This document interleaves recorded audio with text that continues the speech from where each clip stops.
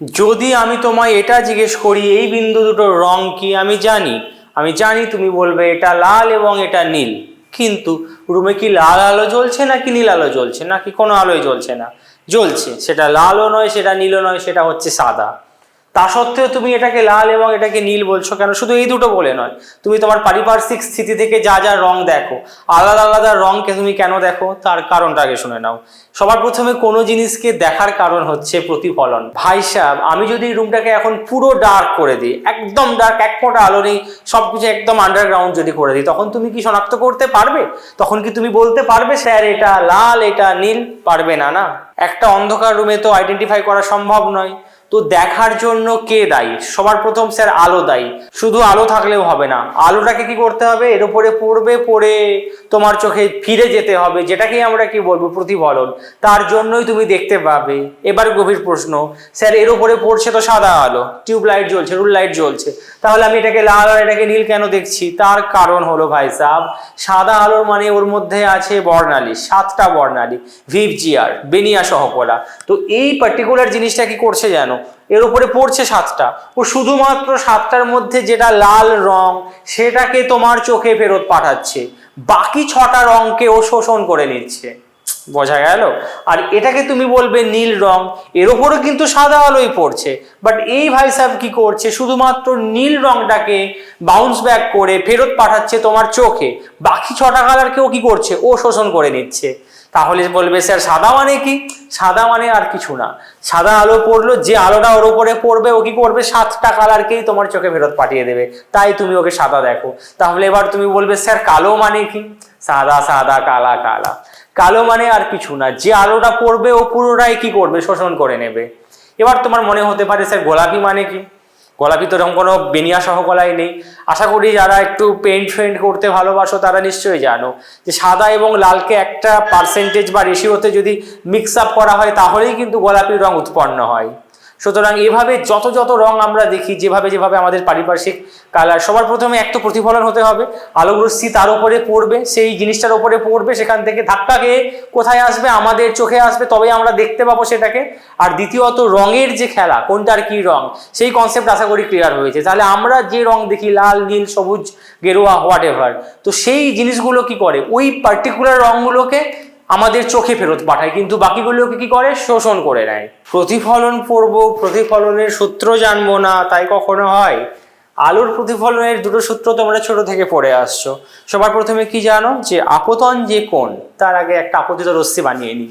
যেখান থেকে খুশি তুমি টর্চ মারতে পারো, লেজার মারতে পারো, তুমি বাইরে দাঁড়িয়েও আছো, সান থেকে, আমাদের সূর্যি মামা থেকে যে আলোক রশ্মিগুলো আসছে তোমার গায়ে পড়ছে, গোটা চেহারাতে। আমরা প্রতিনিয়ত কি করছি? আলোক রশ্মিতে স্নান করছি। সেই আলোক রশ্মি তোমার গায়ে পড়লো, গায়ে পড়ে সেখান থেকে কি হলো? প্রতিফলিত হলো। সেই প্রতিফলিত রশ্মি কারো চোখে গিয়ে পৌঁছালো। এবার সে তোমাকে তার মেমোরিতে স্টোর করে নেবে নাকি একটুক্ষণ পরে ডিলিট করে নেবে, সেটা তো তার ব্যক্তিগত ব্যাপার, কিন্তু দেখতে তো পাবে ভাই সাহেব। তাহলে দেখার জন্য কিন্তু প্রতিফলন দায়ী। আর সবার প্রথমে প্রতিফলন হতে গেলে একটা প্রতিফলক তল তো লাগবে, যেটা ম্যাক্সিমাম ক্ষেত্রে জানো সমতল দর্পণ আমরা নিয়ে থাকি। সমতল কেন, অবতল হলেও চলবে, উত্তল হলেও চলবে, শুধু একটা তল হতে হবে ভাই সাহেব। আর যে রশ্মিটা আসলো সেটাকে আমরা কি বলবো? আপতিত রশ্মি। ধাক্কা খেয়েও কি করবে? ফিরে চলে যাবে এরকম ভাবে, এটাকে আমরা বলবো প্রতিফলিত রশ্মি। আর মাঝে কল্পনা করে নেবো একটা লম্ব, যে বিন্দুতে পড়ছে এই বিন্দুটার নাম হচ্ছে আপতন বিন্দু। তাহলে আপতন বিন্দুতে এই তলটার সাপেক্ষে আমরা একটা 90 ডিগ্রি বানিয়ে নেবো। এটা কল্পনা প্রসূত। বাস্তবে তুমি যদি একটা লেজার মারো বা টর্চ মারো, তুমি কিন্তু এই অভিলম্বটাকে দেখতে পাবে না। তুমি দেখবে যে লেজার থেকে রশ্মিটা বেরোলো, পড়লো ওখানে, আবার পরে ওখানে ভি এর মতো করে এভাবে এলো, এসে এভাবে বেরিয়ে চলে গেল, একটা ভি এর মতো শেপ তৈরি করলো। এটা আমরা কল্পনা প্রসূত, মানে আমরা বোঝার সুবিধার জন্য এটাকে একটা বানিয়ে নেওয়া হয়েছে, যে আপতন বিন্দুতে একটা ওই তলটার সাপেক্ষে লম্ব অঙ্কন করেছি। তাহলে ওই যেটাকে আমরা অভিলম্ব বলছি, মিডিল যে লাইনটা, তার সঙ্গে আপতিত রশ্মির যে কোণ সেটাকে আমরা জানি আপতন কোণ বলে, আর তার সাথে প্রতিফলিত রশ্মির যে কোণ তাকে বলা হয় প্রতিসরণ কোণ। এবার প্রতিফলনের সূত্রে জানো তোমরা প্রত্যেকে, এটা যত কোণে পড়বে তত কোণে বেরিয়ে যাবে, মানে আপতন কোণের মান যা হবে প্রতিফলন কোণের মানও ঠিক তাই হবে। এবং দ্বিতীয় সূত্র, সেটা খুব ইম্পর্টেন্ট, সেটা কি? যে এই আপতিত রশ্মি, প্রতিফলিত রশ্মি এবং মাঝের যে অভিলম্ব, তিনজন একই প্লেনে থাকবে, একই তলে থাকবে।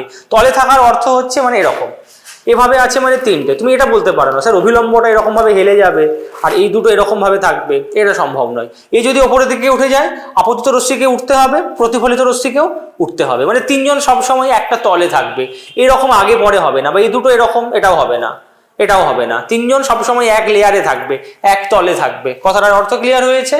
আচ্ছা, আলোক রশ্মি যদি কোণ করে বা তির্যক ভাবে না পড়ে লম্বভাবে পড়তো, তাহলে তুমি কি অবজার্ভ করতে, কি লক্ষ্য করতে? ভেবে দেখো, লম্বভাবে যদি পড়ে তার মানে এই যে কোণটা কিন্তু 90 ডিগ্রি না, 0 ডিগ্রি হয়ে যাবে। কারণ কোণটা কার সাপেক্ষে মাপা হয়? অভিলম্বের সাথে মাপা হয়, সাপেক্ষে মাপা হয়। তো অভিলম্বের দিকেই যদি কোনো আলোক রশ্মি পড়ে, তো এই কোণের মান হবে 0 ডিগ্রি। আর ওই কোণটারও, যেহেতু দুজন সমান হবে, তাহলে ওই কোণটারও মান কত হবে? 0 ডিগ্রি। তো সিম্পল জিনিস এটা পড়েছো যে লম্বভাবে যদি আপতন হয় তাহলে আলোক রশ্মি কি করে? একই পাথে বেঁকে যায়, কোনো রকমের এখানে বাঁকাবাকির কেস থাকে না, জু জু বেরিয়ে চলে যাবে। আচ্ছা, নিয়মিত প্রতিফলন, বিক্ষিপ্ত প্রতিফলনের নাম শুনেছো? নিশ্চয়ই শুনেছো, মনে আছে? W, W, capital W. এরকম ভাবে যদি আপতিত রশ্মিগুলো পড়ে, এখানেও কিন্তু প্রতিফলন খাটে। আলোক রশ্মি পড়লে প্রতিফলন খাটবেই মেরে দোস্ত। এটাকে কি বলবে? আপতন কোণ। তাহলে যেটা চলে যাচ্ছে এটাকে বলবো আমরা প্রতিফলন কোণ। আবার এটাকে বলবো আপতন কোণ, এটা হয়ে যাবে প্রতিফলন কোণ। এটা হবে আপতন কোণ, এটা হবে প্রতিফলন কোণ। দাঁড়াও, ইয়েস, দেখে যাচ্ছে কেন? একদম পুরো সমান্তরাল সমান্তরাল ঝিঙ্কু দেখতে হবে। ঠিক আছে, তাহলে সমতল দর্পণে প্রতিফলনের সূত্র খাটলো, খেটে আমরা কি দেখলাম? জুম জুম, আপতিত রশ্মিগুলো এসে পড়লো, প্রতিফলিত হয়ে সুন্দরভাবে বেরিয়ে চলে গেল। কিন্তু কিন্তু এই যে প্রতিফলক তলটা, ওটা যদি আজকে সরলরেখা না হয়ে এরকম বক্ররেখা হয়, তখন এই ক্ষেত্রে কি প্রতিফলনের সূত্র খাটবে মেরে দোস্ত? কার কি মনে হচ্ছে আমায় জানাও। আচ্ছা, আলোক রশ্মি এভাবেই পড়লো, এরকম ভাবে, এরকম ভাবে, এরকম ভাবে।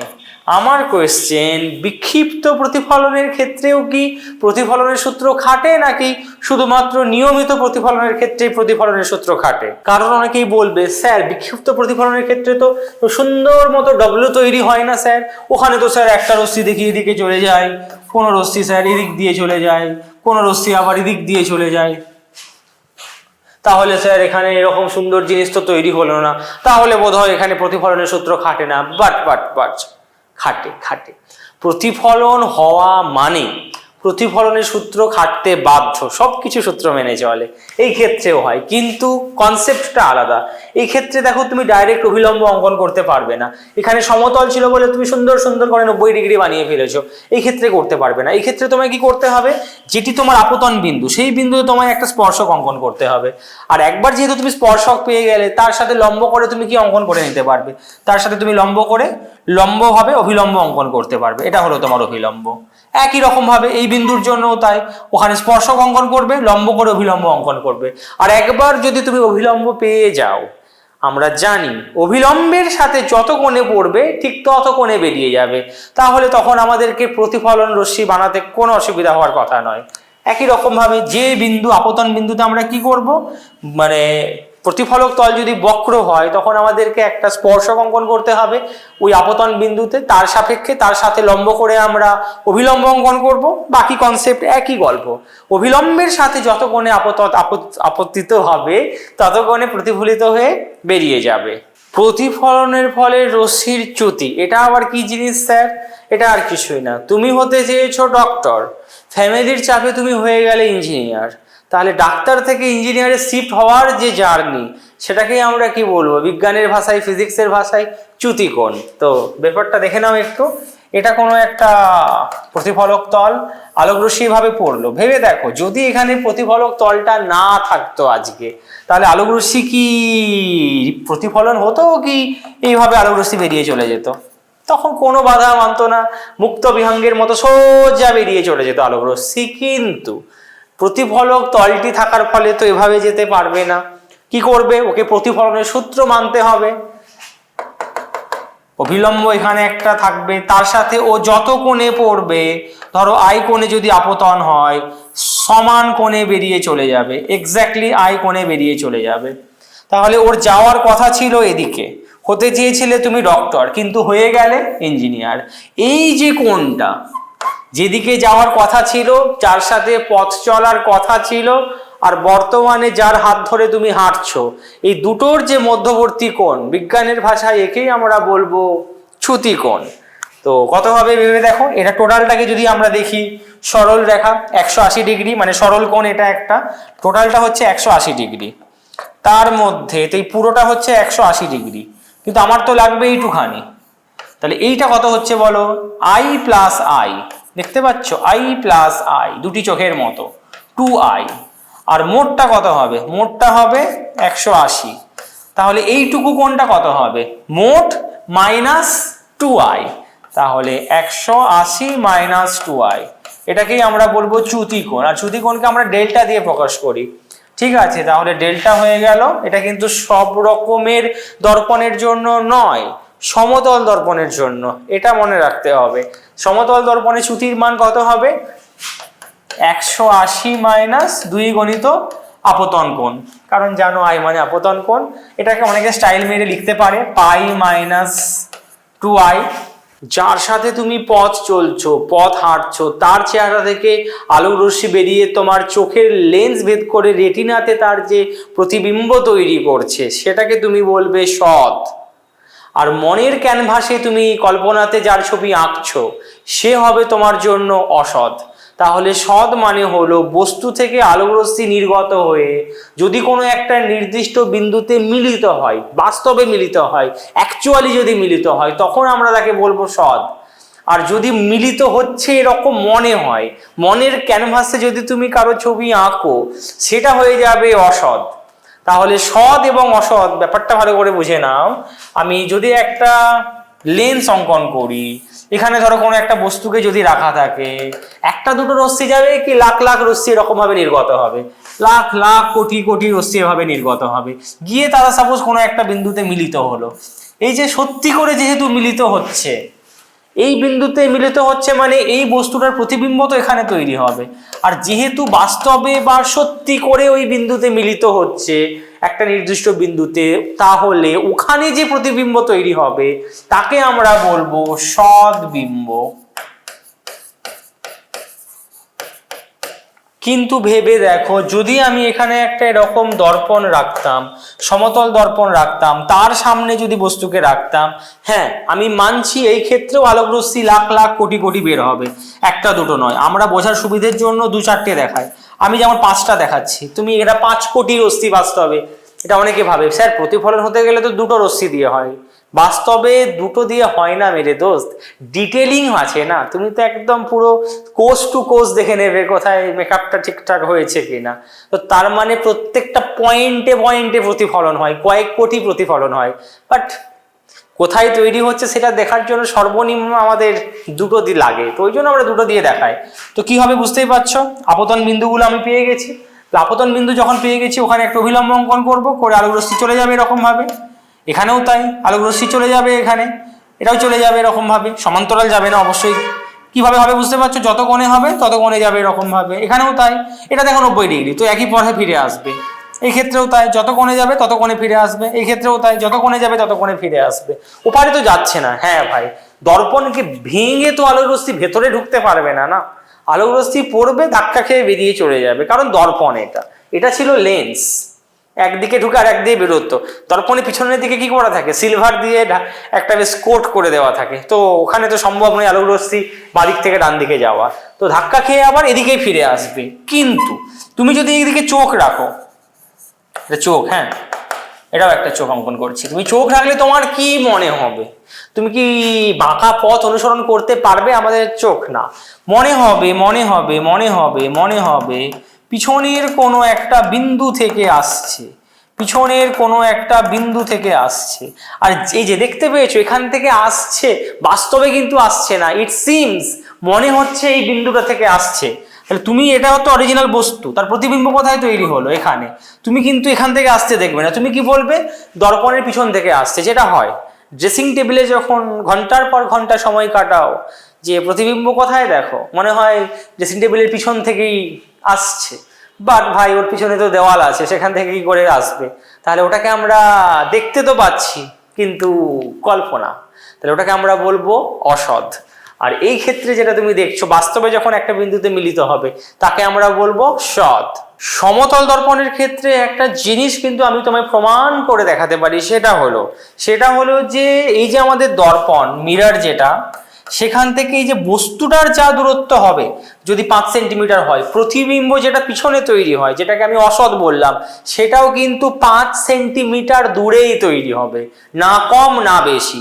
মানে এটা তুমি নিশ্চয়ই খেয়াল করেছো, ড্রেসিং টেবিলের তুমি যত কাছে যাবে তোমার প্রতিবিম্বটাও তত দিক থেকে কাছে আসবে, যত তুমি এদিক দিয়ে দূরে চলে যাবে তোমার প্রতিবিম্বটাও কিন্তু পিছিয়ে পিছিয়ে ওদিক দিয়ে দূরে চলে যাবে। তার মানে বস্তু দূরত্ব যা হবে প্রতিবিম্ব দূরত্বও তাই হবে। কার জন্য? সমতল দর্পণের জন্য। সেটা কি আমি প্রমাণ করে দেখাবো? ঠিক আছে, চলো দেখিয়ে দিচ্ছি। সিম্পল জিনিস, একটা অঙ্কন করে নেওয়া যাক। প্রমাণ করছি মানে ভাই আমি আর 5টা রশ্মি অঙ্কন করবো না, একটা বা দুটো। চলো দুটো। এটা হচ্ছে অরিজিনাল বস্তুটা, আমি এখানে বিন্দু বস্তু ধরে নিচ্ছি। তুমি চাইলে শাহরুখ খান নিতে পারো, বিরাট কোহলি নিতে পারো, একই ব্যাপার। তো সবার প্রথমে আমি যে কোনো দুটো নেবো, 3টে নেবো। আচ্ছা 3টে নিচ্ছি। এটা একটা লম্বভাবে নিলাম, লম্বটার ক্ষেত্রে জানো ও 90 ডিগ্রিতে ফিরে আসবে এখানে। আর দুটো এখানে নিচ্ছি, একটা মাথায়টাই নেবো আর একটা পায়ে নেবো। এখানে যে আলোক রশ্মিটা গেল ও কি হবে? এটা অভিলম্ব, যেমন যেমন গেছিল তেমন ভাবে ও বেরিয়ে চলে যাবে। মনে হবে যেন এই বিন্দু থেকে আসছে। নিচের জন্য তাই, আলোক রশ্মিটা বেরোবে, বেরিয়ে এটা অভিলম্ব ও চলে যাবে। মনে হবে এই বিন্দুটা থেকে আসছে। তাহলে ভাই সাহেব এটা তো 90 ডিগ্রি, ইয়ে সমকোণী ত্রিভুজ। আর এটা হচ্ছে দেখো আপতন কোণ, যদি এটাকে তুমি থিটা বলো, এই কোণটা কত হবে? থিটা হবে, তাই না? এবার দেখো এটা যেহেতু তোমার থিটা, আর এই লাইনটার সঙ্গে এটা তো অভিলম্বটা, এই লাইনটা সমান্তরাল, তাহলে এই কোণটা থিটা হলে তুমি এই কোণটাকে কত বলবে? থিটা বলবে। অনুরূপ কোণ চিনতে পারছো? যারা পারলে না তাদের জন্য, যদি এরকম থাকে কি হয়, এই কোণটাও যা হয় এই কোণটাও তাই হয়, তাহলে এই জন্য থিটা হলো। এবার দেখো এটাও তো সরল রেখা, তাহলে এটা 90 ডিগ্রি, মানে এটাও কত হবে? 90 ডিগ্রি হবে। আর কিছু আছে। তাহলে দুটো দেখো, এই ত্রিভুজে কি পেলাম? এটা থিটা। আচ্ছা বাই দা ওয়ে এটা দেখো, ইয়ে জেড দেখতে পাচ্ছ, ইয়ে এই কোণটা থিটা, মানে এই কোণটা কত হবে ভাই সাহেব? থিটা হবে স্যার। তাহলে ইসমে এই দুটো ত্রিভুজের মধ্যে দেখো, এরও একটা কোণ থিটা, ওরও একটা কোণ থিটা, এরও একটা কোণ 90, এরও একটা কোণ 90। আর এই যে বাহুটা, এটা হচ্ছে সাধারণ বাহু, যেটা বরের ঘরের পিসি কনের ঘরের মাসি, এই ত্রিভুজেও আছে ওই ত্রিভুজেও আছে। তাহলে কোন সূত্র দিয়ে তুমি বলবে ত্রিভুজ দুটি সর্বসম? অ্যাঙ্গেল সাইড, কোন বাহু না, অ্যাঙ্গেল সাইড। ওকে, তাহলে ত্রিভুজ দুটি কি হয়ে যাবে? সর্বসম। আর একবার যদি আমি প্রমাণ করে দিতে পারি যে দুটো ত্রিভুজ সর্বসম, কি হয়? তাদের সব কিছু সেম হয়, বাকি কোণটাও সমান হবে, বাকি বাহুগুলোও কি হবে? সমান হবে। তার মানে যেহেতু আমি বলে দিলাম এটা সর্বসম ত্রিভুজ দুটো, তার মানে এই বাহুটাও যা হবে এই বাহুটাও তাই হবে, এটা যা হবে এটাও তাই হবে। যদিও ওটা আমার দরকার নেই, আমার লাগবে কোনটা? এটা দেখানো যে এই বাহুটা দর্পণ থেকে এই দূরত্বটা যা হবে সেটাকে যদি আমরা ইউ দিয়ে প্রকাশ করি, দর্পণ থেকে প্রতিবিম্ব দূরত্ব সেটাও কত হবে? সেম হবে, ভি দিয়ে আমি যেটাকে প্রকাশ করব। তাহলে দর্পণ থেকে বস্তু দূরত্ব যা হবে দর্পণ থেকে প্রতিবিম্বের দূরত্ব এক্স্যাক্টলি তাই হবে। আশা করি বুঝতে কোনো অসুবিধা হয়নি। সমতল দর্পণের ক্ষেত্রে আমরা তাহলে কি লিখব? যে বস্তু দূরত্ব সমান প্রতিবিম্ব দূরত্ব, মানে ইউ সমান ভি। অনেকে বলবে স্যার এটা তো বিন্দু বস্তু ছিল, বিস্তৃত বস্তু হলে স্যার কি হবে? যদি একটা এরকম তীর কাঠি হয়, বা একটা এরকম যদি বিরাট কোহলি মেঘে দাঁড়িয়ে থাকে, শাহরুখ খান যদি এরকম করে পোজ দিয়ে দাঁড়িয়ে থাকে, তখনও স্যার তার প্রতিবিম্ব কিভাবে তৈরি হবে? তার জন্য আমি দেখিয়ে দিচ্ছি। সাপোজ এটা তোমার সমতল দর্পণ, ধরো এটা এভাবে রয়েছে বস্তু, স্যার এর জন্য প্রতিবিম্ব কোথায় তৈরি হবে? সে তো বুঝতেই পারছো, দর্পণের পিছনে তৈরি হবে। কিভাবে হবে স্যার? এরকম ধরনের দেখতে হবে না কি রকমের দেখতে হবে সেটা আমি শিখিয়ে দিচ্ছি। সব থেকে একটা মজাদার অ্যান্ড ইজি জিনিস শিখিয়ে দেবো। সেটা হচ্ছে তুমি এর পাটাকে দেখো আগে, কার পা? এর পাকে দেখো, পাটা দর্পণ থেকে কত দূরে আছে? এই দূরত্বটা যা হবে এর প্রতিবিম্বটাও কিন্তু একই দূরে তৈরি হবে। তাহলে এখানে পা থেকে বেরিয়ে রশ্মি ভাবে গেল, তাহলে এখানে কি তৈরি হবে? পাটা তৈরি হবে। ধরো যদি বি বিন্দু বলি, এটাকে এ বিন্দু বলি, তাহলে এখানে কি তৈরি হবে? B dashed. ঠিক আছে। আর এই বিন্দুটার জন্য ভেবে দেখো, এই দূরত্বটা যা আছে পিছনের দিকে এই দূরত্বটাও কি হবে, তাই হবে। তাহলে মাথাটা কোথায় তৈরি হবে, এখানে, যেটাকে আমি কি বলবো, এ ড্যাস্ট। এবার আমি কি করবো, তাহলে দুটোকে জয়েন করে দেবো, ইয়ে। আচ্ছা ডট ডট করতে হবে, আচ্ছা ডট ডট করে দিচ্ছি। লোকে বলবে স্যার ডট ডট না হলে কি করে প্রতিবিম্ব বুঝবো। আচ্ছা ঠিক আছে চলো, ডট ডট করলাম না, ডাইরেক্ট টেনে দিলাম। হ্যাঁ তীর চিহ্ন ছিল তো ওখানে তীর চিহ্ন দিয়ে দিলাম। বুঝতে পেরেছো তো? যখনই কোনো কিছু দেবে তোমায় এভাবেই করে নিতে হবে। তুমি কি করবে, বিন্দু নিয়ে নেবে কয়েকটা, এবার প্রত্যেকটা বিন্দুর দূরত্বগুলো মনের ক্যানভাসে করে করে দেখে নেবে কোথায় প্রতিবিম্ব তৈরি হবে। অ্যাম্বুলেন্স লেখাটা উল্টো করে কেন লেখা থাকে, এটা তো ছোটবেলাতেই পড়েছো বা শুনেছো। তো কেন হয়, তার কনসেপ্ট হচ্ছে পার্শ্বীয় প্রতিসরণ। সবগুলো আমি দেখাবো না, জাস্ট আমি একটা অক্ষরকে নিয়ে তোমায় আমি দেখিয়ে দেবো। ধরো অ্যাম্বুলেন্সের যে কোনো একটা ওয়ার্ডের কথা তুমি বলো, এ বলতে পারো, বি বলতে পারো, সি বলতে পারো, ডি, ই, যেটা তোমার ব্যাপার, যা বলবে আমি তাই দেখিয়ে দেবো। আচ্ছা আমি বলছি অ্যাম্বুলেন্স, আমি এলটা নিচ্ছি। ওকে, এলটা এভাবে আছে, তাই তো? কনসেপ্ট কিন্তু সেম, যা শিখিয়েছি। এই বিন্দুটা নিয়ে নাও আর এই বিন্দুটা নিয়ে নাও, বাকিটা অটোমেটিক্যালি বুঝতে পারবে। তাহলে ভাই সাব এই বিন্দুটা দূরত্ব কয়টুখানি, এইটুখানি। তাহলে এটার প্রতিফলন যে প্রতিবিম্ব তৈরি হবে সেটা কোনখানে তৈরি হবে, ওইটুকু জায়গা দিয়ে তৈরি হবে, এখানটা করে তৈরি হবে। আর তারপরে দেখো এই বিন্দুটা কোনখানটা করে হবে, এটা এতটা দূরে আছে, তাহলে ওটা আরেকটু দূরে হবে, এখানটা করে তৈরি হবে, দিয়ে জয়েন করে দিলাম। এবার এই বিন্দুটা দেখো এই দূরে আছে, তার মানে এও কি প্রতিবিম্বটা কোথায় তৈরি হবে, ওই দূরে তৈরি হবে। এবার এটাকে জয়েন করে দাও, কারণ তুমি মাঝে মাঝে নিয়েও দেখতে পারো, এই দূরত্বটা যা হবে ওই দূরত্বটাও প্রতিবিম্বটাও এখানে তৈরি হবে। তাহলে এলটা কিরকম দেখতে হয়ে গেল, উল্টো দেখতে হয়ে গেল একই রকম ভাবে। তাহলে এই যে ঘটনাটা ঘটলো, এরকম এলটা উল্টো হয়ে গেল, এটাকে কি বলে, পার্শ্বীয় প্রতিসরণ।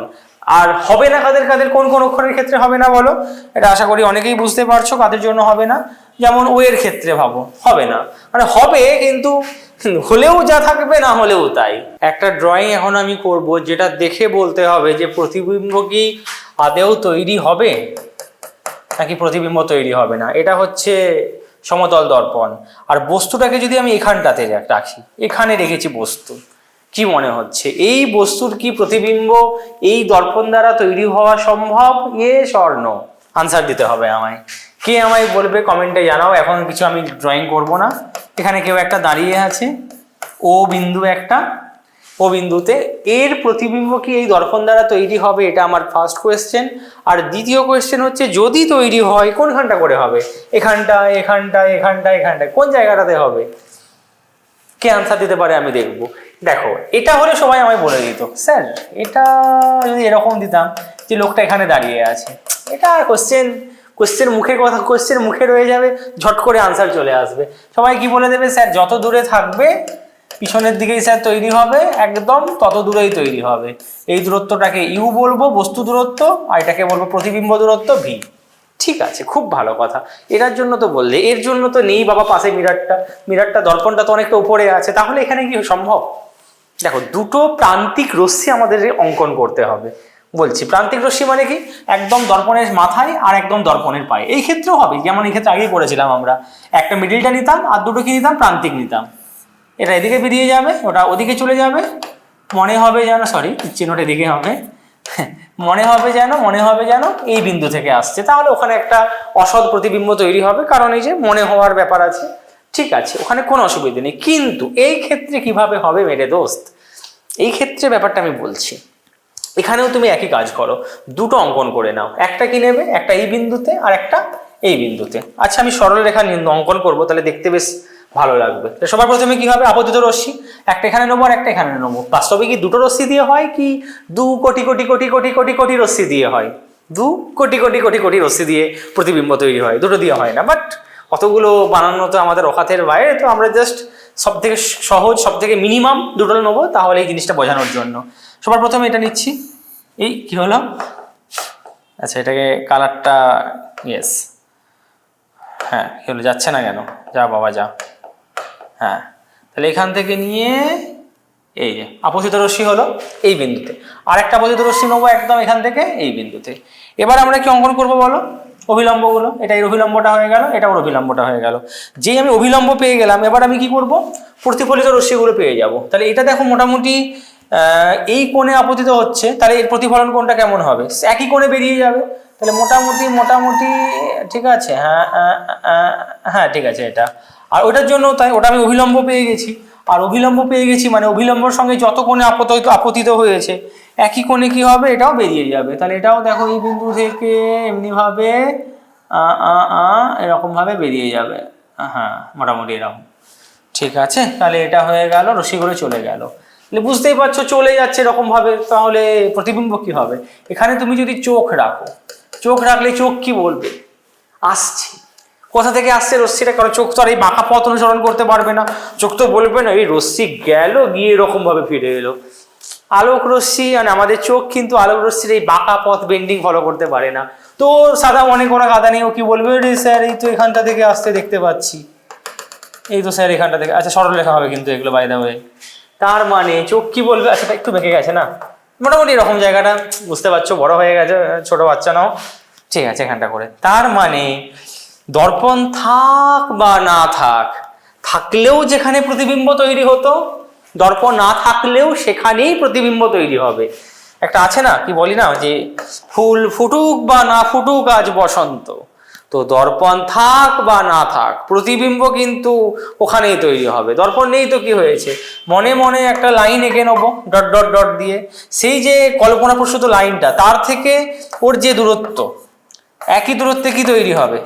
একই দূরত্ব হবে। কিন্তু আমার অঙ্কটার জন্য মনে হচ্ছে একটু দূরে চলে গেছে, বাট এখানেও যেখানে থাকবে ওখানেও একই জায়গাতে তৈরি হবে। তো এই কনসেপ্টে কোনো পরিবর্তন হবে না।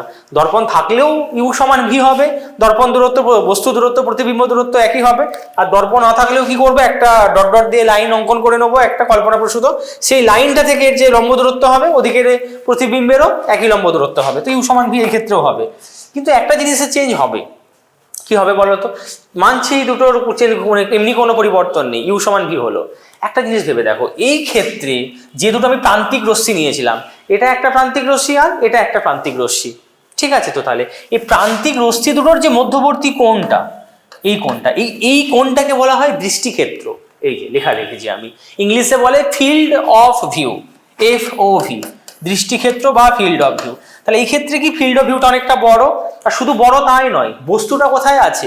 ফিল্ড অফ ভিউ এর মাঝে আছে, মানে ফিল্ড অফ ভিউ এর মধ্যেই পড়ছে। ওই জন্য কি হবে, প্রতিবিম্ব তো তৈরি হবেই হবে, এবং যে বস্তুর প্রতিবিম্ব তৈরি হচ্ছে সে নিজেই নিজের চেহারা দেখতে পাবে। তুমি যে আয়নার সামনে দাঁড়াও যখন ড্রেসিং টেবিলের সামনে, সেখানে কি হয়, সামনাসামনি দাঁড়াও তো নিজের চেহারার প্রতিবিম্ব কি নিজেই নিজের প্রতিবিম্ব দেখো। বাট এরকম যদি হয় তুমি দাঁড়িয়ে আছো একতলায় আর ড্রেসিং টেবিলটা রাখা আছে দোতলাতে, তখনও তোমার প্রতিবিম্ব তৈরি হবে, কিন্তু তুমি তোমার নিজের প্রতিবিম্ব দেখতে পাবে না। তোমার প্রতিবিম্ব কে দেখবে? তিনতলায় যে আছে সে তোমার প্রতিবিম্ব দেখতে পাবে। বোঝা গেল? তাহলে আয়নাটাকে যদি উপরে থাকে সেই ক্ষেত্রে কিন্তু প্রতিবিম্ব তৈরি হবে এবং একই দূরত্বে তৈরি হবে। তিনতলায় যে আছে সে কিন্তু তোমাকে একতলাতেই দেখবে, বিপরীত দিকে পিছন থেকে আসছে মনে হবে স্বাভাবিকভাবে। কনসেপ্ট ক্লিয়ার হয়েছে? তাহলে এদের জন্য দেখো যেমন ফিল্ড অফ ভিউটা কি হবে, দুটো প্রান্তিক যে রশ্মি নিয়েছি, এইটাকে এই কোণটাকে ফিল্ড অফ ভিউ বলবো, মানে দৃষ্টিক্ষেত্র বলবো। তাহলে এই ক্ষেত্রে দৃষ্টিক্ষেত্রটা কি হয়ে গেছে, ছোট হয়ে গেছে কোণটা, আর এই ক্ষেত্রে কি হয়েছে, কোণটা অনেকটা বড় হয়ে গেছে। শুধু বড় বলে তা না, যে বস্তু দেখছে সেই বস্তু দৃষ্টিক্ষেত্রের মধ্যে আছে। তাহলে কি শিখলে, দৃষ্টিক্ষেত্রের মধ্যে থেকে যদি বস্তুকে রাখা হয়, প্রতিবিম্ব যেখানে তো তৈরি হওয়ার কথা পিছনের দিকে একই দূরত্বে তৈরি হবে, আর বস্তু নিজের প্রতিবিম্ব নিজে দেখতে পাবে। কিন্তু এই ক্ষেত্রে কি হবে, প্রতিবিম্ব তো ওখানেই তৈরি হবে, দর্পণের পিছনের দিকেই তৈরি হবে, কিন্তু যেহেতু বস্তুটা ওর দৃষ্টিক্ষেত্রের বাইরে আছে, তাহলে প্রতিবিম্ব ওখানে তৈরি হলেও বস্তু কিন্তু নিজের প্রতিবিম্ব নিজে দেখতে পাবে না। আচ্ছা, দর্পণের যদি আমি দৈর্ঘ্যটাকে ছোট করে দিতাম, স্বাভাবিকভাবে তুমি ভেবে দেখো, যদি এত বড় একটা দর্পণ নিই আর একটা যদি আমি পুচকে দর্পণ নিই, তাহলে এই দর্পণটার জন্য বুঝতে পারছো এর যে দৃষ্টিক্ষেত্রটা কত হবে, অনেকটা বড় হবে, এতটা বড় হবে। আর এই পুচকে দর্পণটার জন্য কি হবে, আচ্ছা পিছনটাতে আমি করে দিলাম, ইয়েস। আর এই পুচকে দর্পণটার জন্য বুঝতে পারছো এর কোনটা কি হবে, ছোট হবে। তার মানে দৃষ্টিক্ষেত্র যেটা, সেটা কিন্তু দর্পণের দৈর্ঘ্যের উপরে নির্ভর করে। ছোট যদি আমি একটুখানি দর্পণ নিই তার দৃষ্টিক্ষেত্র ছোট হবে, আর বিশাল বড় যদি দর্পণ নিই তার দৃষ্টিক্ষেত্র বড় হবে। কিন্তু কোথায় প্রতিবিম্ব তৈরি হবে সেটা কিন্তু দর্পণের দৈর্ঘ্যের উপরে নির্ভরশীল নয়। তুমি এখানে সরিয়ে দাও, কাছে নিয়ে এসো, প্রতিবিম্ব সবসময় যে লম্ব দূরত্ব তার জাস্ট বিপরীত দিকেই তৈরি হবে। দর্পণ থাকলে দর্পণের উপরে লম্ব দূরত্ব, আর দর্পণ যদি না থাকে কি করব, দর্পণ থেকে একটা লম্বা করে লাইন টেনে নেবো, দর্পণটাকে বাড়িয়ে দেবো, একটু বর্ধিত লাইন টেনে নেবো, তো সেই লাইনটার উপরে লম্ব দূরত্ব নেবো, বস্তু থেকে যে দূরত্ব হবে ওদিকে পিছনের দিকে প্রতিবিম্ব থেকেও একই দূরত্ব হবে, মানে ইউ সমান কি হবে। এই টপিক থেকে একটা ভালো কোয়েশ্চেন আমি এখন তোমায় দেবো, সেটা আমি জানি ছায়াতে নেই এই কোয়েশ্চেনটা, বাট ভালো কোয়েশ্চেন, কনসেপ্ট ক্লিয়ারের জন্য এই কোয়েশ্চেনটা খুব ভালো। ধরো একটা এরকম ভাবে কিছু রয়েছে, এটা একটা অক্ষর রয়েছে, ধরো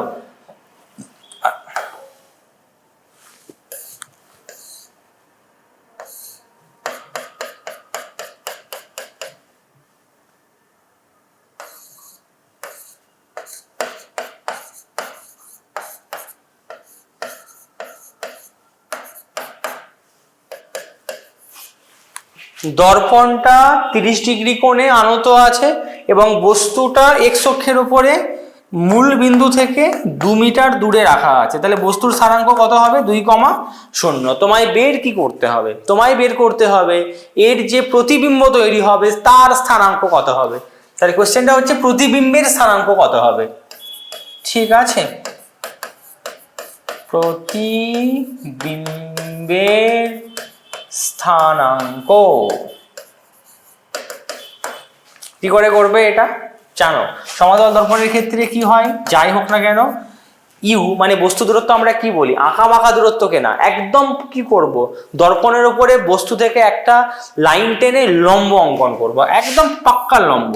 এই দেখো এটা 90 ডিগ্রি হতে হবে, এই দূরত্বটা যা হবে পিছনের দিকে একই দূরত্বে কি তৈরি হবে, প্রতিবিম্ব তৈরি হবে। এটাকে ইউ বলবো, ওটাকে আমরা ভি বলবো। তাহলে এই ক্ষেত্রেও তাই করবো, একই পথ অনুসরণ করব, বস্তু থেকে আমরা কি করব, একটা লম্ব অঙ্কন করব। দেখো হ্যাঁ, এটাকে আমরা কি বলবো, ইউ। আর এক্স্যাক্টলি কোথায় তৈরি হবে, পিছনের দিকে একই দূরত্বে, এটা 90 ডিগ্রি মানে এটাও 90 ডিগ্রি, এখানে তৈরি হবে প্রতিবিম্ব আই। এবারে কাজ করা যাক, এই মূল বিন্দু থেকে এটাকে আমি জয়েন করে নিই, ঠিক আছে। এবার এটা 2 আছে, এটা 30 ডিগ্রি আছে, এটা দেখো একটা সমকোণ, এটাও একটা সমকোণী ত্রিভুজ। তাহলে সমকোণী ত্রিভুজের অতিভুজটা কত, 2। অতিভুজকে আমরা কি করতে পারি, উপাংশে বিয়োজন করতে পারি, যে দিকটা থিটা সেটা হয় কস থিটা, আর লম্ব দিকটা কত হয়, সাইন থিটা। তাহলে এটা দেখো 30 ডিগ্রি, তাহলে এটাকে যদি আমি ভেঙে দিই তাহলে এই দিকটা হয়ে যাবে 2 cos 30, আর এই দিকটা কত হয়ে যাবে, 2 sin 30। sin 30 এর মান হয় হাফ, মানে 1 মিটার। তো একটা জিনিস পেলাম, বস্তু দূরত্বটা পেয়ে গেলাম, তাহলে প্রতিবিম্ব দূরত্ব কত হবে, 1 মিটারই হবে। আর একটা জিনিস দেখো, এই ত্রিভুজটা আর এই ত্রিভুজটা সর্বসম হবে কি হবে না, ইয়েস হবে, কারণ এটা এক মানে এটাও এক। তাহলে অ্যাঙ্গেল সাইড, কোন কোন বাহু থেকে তুমি প্রমাণ করতে পারবে এই দুটো ত্রিভুজ সর্বসম। তাহলে এটা যদি তোমার এক হবে, ওটাও এক হবে, আর এটা 2 মানে এটাও কত হবে দোস্ত, এটাও 2 হয়ে যাবে। বুঝতে পেরেছো? তাহলে মূল বিন্দু থেকে আমাদের যে প্রতিবিম্ব সেটা কত হবে, 2, আর এই কোণটা 30 ডিগ্রি মানে এই কোণটাও কত হবে, 30 ডিগ্রি হবে। তাহলে এটাকে যদি আমি ছোট করে অঙ্কন করে নিই, প্রতিবিম্বটা, শুধু প্রতিবিম্বটাকে আমি আঁকবো, এখানটা করে তৈরি হচ্ছে, এটা হচ্ছে কেন্দ্রবিন্দুটা, এই দৈর্ঘ্যটা কত হচ্ছে 2, আর এই কোণটা কত হচ্ছে, এখানে 30 আর ওখানে 30, মোট হচ্ছে 60 ডিগ্রি। তো ওটাকে যদি আমি 2টাকে যদি উপাংশে বিয়োজন করি, এই দিকটা হয়ে যাবে 2 cos 60, আর এই দিকটা হয়ে যাবে 2 sin 60। cos 60 হবে হাফ, হাফ আর 2 এক হয়ে গেল, sin 60 হয় √3/2, 2 কেটে গিয়ে কত হবে, √3। তাহলে এর স্থানাঙ্ক হয়ে গেল, আগে আমাকে x লিখতে হবে, তারপরে y লিখবো, কারণ এটা x অক্ষ, এটা y অক্ষ, x এর দিকে আছে 1 আর y এর দিকে কত আছে, √3। তো প্রতিবিম্বের স্থানাঙ্ক হবে 1, √3।